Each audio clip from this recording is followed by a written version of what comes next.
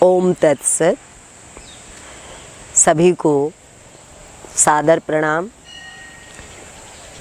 आइए एक और ऐसा विषय लेते हैं हम जो हमारे बहुत से भक्तों के मन में उठता है।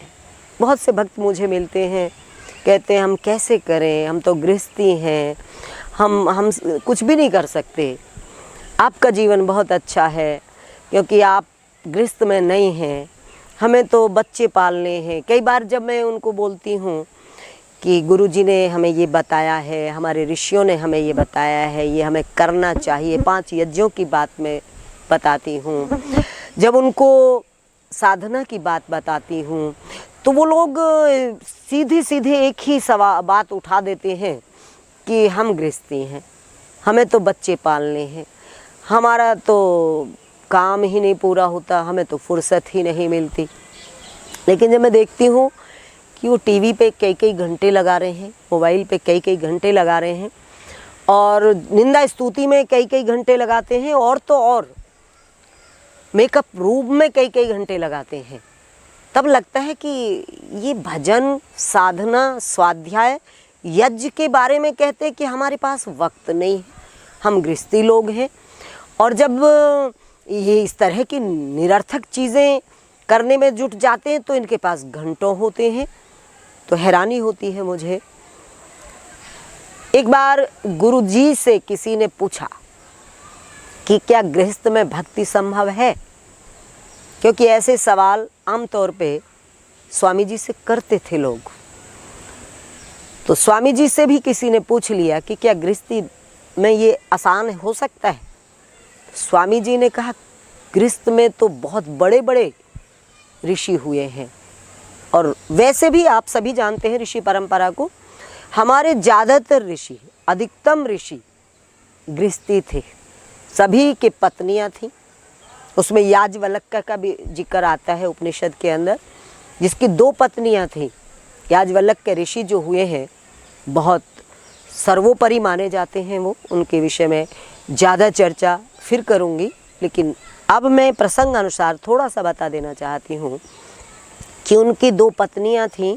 ये स्वामी जी ने बताया उस व्यक्ति को उत्तर देते समय, वही मैं आपको बता रही हूँ कि क्यों नहीं हो सकती गृहस्थ में भक्ति।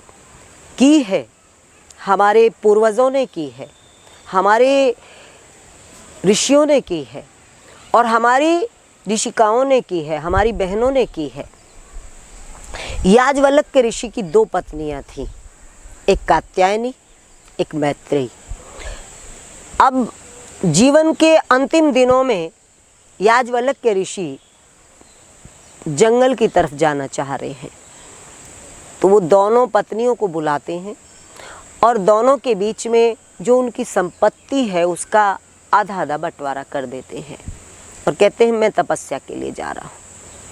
तो उनकी एक पत्नी मैत्रेयी कहती है कि आप अगर ये संपत्ति छोड़ रहे हैं तो ज़रूर इससे बड़ी कोई संपदा आपको मिलने वाली है जिसके लिए आप जा रहे हैं। वो क्या है?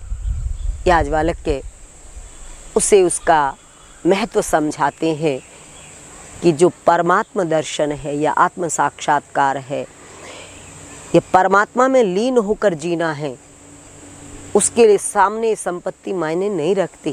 तो मैत्रेयी कहती है फिर मुझे भी ये संपत्ति नहीं चाहिए, और वो उनके साथ तपस्या के लिए चल पड़ती है। यहाँ हमारे सामने 2 चीज़ें हैं कि स्त्री भी गृहस्थी होकर उस अवस्था को प्राप्त कर सकती है जैसे मैत्रेयी ने किया, और पुरुष जैसे याज्ञवल्क्य कर रहे हैं। और एक हमारे जगह जगह पर एक दृष्टांत आते हैं राजा जनक का।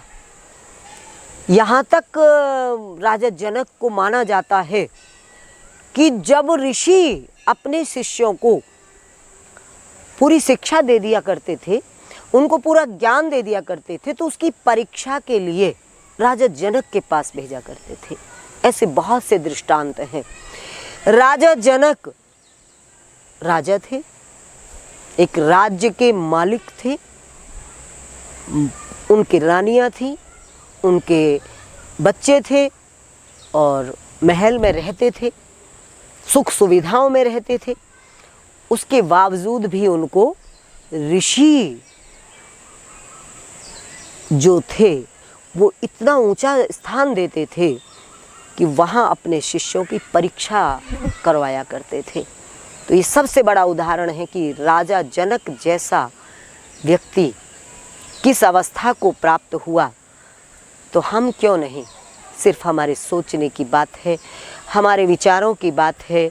हमने अपने आप को कमज़ोर कर लिया है, हमने अपने आप को गृहस्थ शब्द से जोड़कर बहुत शक्तिविहीन कर दिया है, अपने मानसिक बल को बिल्कुल गिरा दिया। जैसे गृहस्थ होने से हमारे पास कुछ भी नहीं बचता है। बहुत से ऐसे ऋषि मुनि हुए हैं, पतंजलि का नाम भी गुरुजी ने लिया, कणाद ऋषि का नाम भी गुरुजी ने लिया, अगस्त ऋषि का नाम भी गुरुजी ने लिया। बहुत सारे नाम गुरुजी ने लेके उस व्यक्ति को उसके प्रश्न का उत्तर दिया है।